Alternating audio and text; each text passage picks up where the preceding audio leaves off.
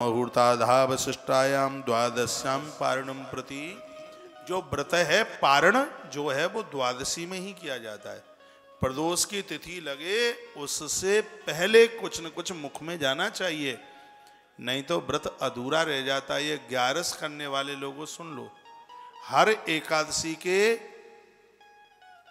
पारण का जो टाइम है वो हम वीडियो भेजते हैं।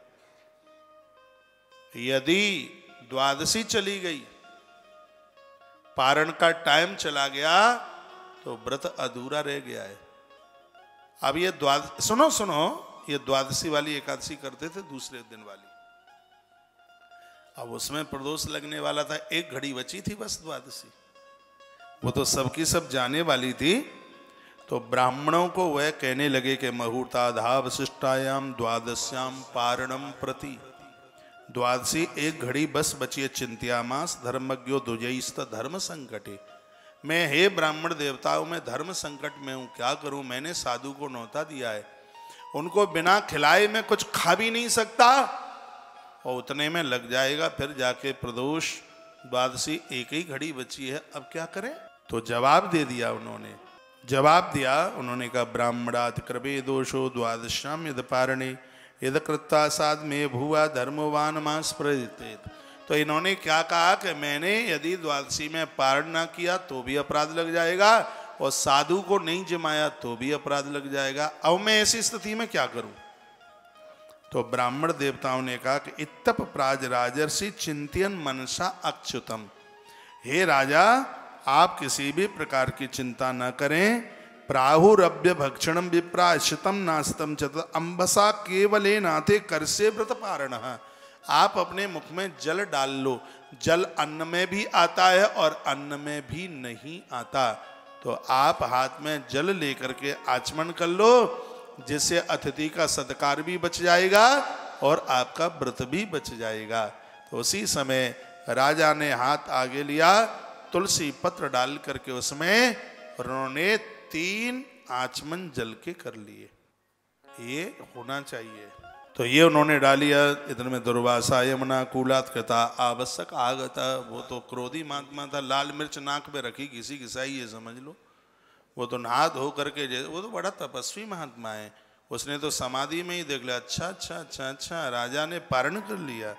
तो रागाभिनंदस्तस्य बुबुधे चेष्टतम दिया। तो सीधे दौड़ते क्रोध के मारे आग बबूला हो रहे आए। मन्नुना प्रचलत गात्रो भ्रकुटी कुटल नाननः चित्तसा सुतराम कृतान जल में भासता। उस समय दुर्वासा जी बहुत भूखे थे, और ब्राह्मण भूखा हो तो सीधा शेर समझ लो। फिर भूखा ब्राह्मण, उसके आगे मत पड़ जाना। हाँ, इसके आगे तो तभी पड़े जब चकाचक नाक तक भरा हो। नाक तक भरा होगा तो 100 आशीर्वाद एक संग, और यदि भूखा हो तो सीधा का सीधा शेर की तरह समझो उसे। अब भूखा ब्राह्मण महात्मा दुर्वासा कई दिनों से कुछ खाया नहीं। स्पष्ट इसमें लिखा है उस समय दुर्वासा जी बहुत भारी भूखे थे, और उन्होंने समझ लिया कि राजा ने पारण कर लिया है। तो क्रोध के मारे वो थर थर कांपने लगे। क्रोध में व्यक्ति थर थर कांपता है बेरिया की तरह, और भाव को चढ़ जाने से उनका मुंह भी विकराल दिखने लगा। तब उन्होंने राजा को डांट करके कहा, अम्बरीश को डांट के कहा, श्रियो न तस् पश्यता धर्मवत् कर्मः विष्णु रक्तस्तमानिना। हमें बुला करके तूने हमारा अपमान किया, और हमें बिना जमाए और तूने पारण कर लिया। हे राजन, मैं तुझे जला दूंगा। और उसी समय दुर्वासा जी ने जटा उखाड़ी, और जैसे इसको यूं पटका तो उसी में से कृत्याम कालकोलसाम, उसी समय एक वीर घातनी कृत्या को मारने की तैयार की।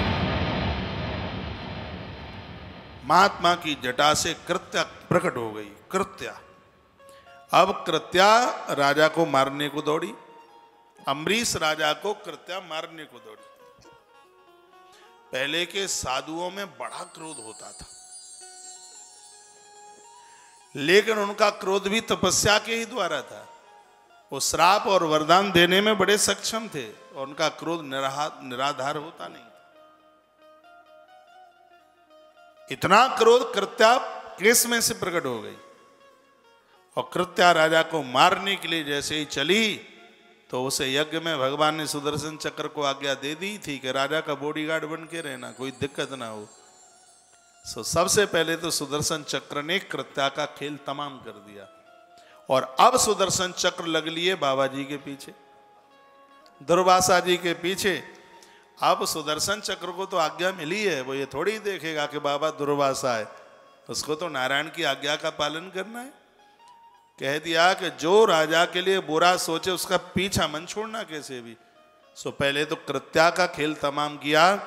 अब श्री सुदर्शन चक्र जी महाराज ना इनके दुर्वासा जी के पीछे पीछे लग लिए। ददा कृत्ता तम चक्र क्रुद्धा ये मम पावका, जैसे अग्नि का गोला पीछे चले सुदर्शन चक्र ऐसे पीछे पीछे चल रहे थे। दुर्वासा दुर्वे भीतु दीक्षु प्राण प्रविशा, और दुर्वासा जी भागे आगे आगे, लेकिन बचने के लिए कहीं भी कोई स्थान नहीं है।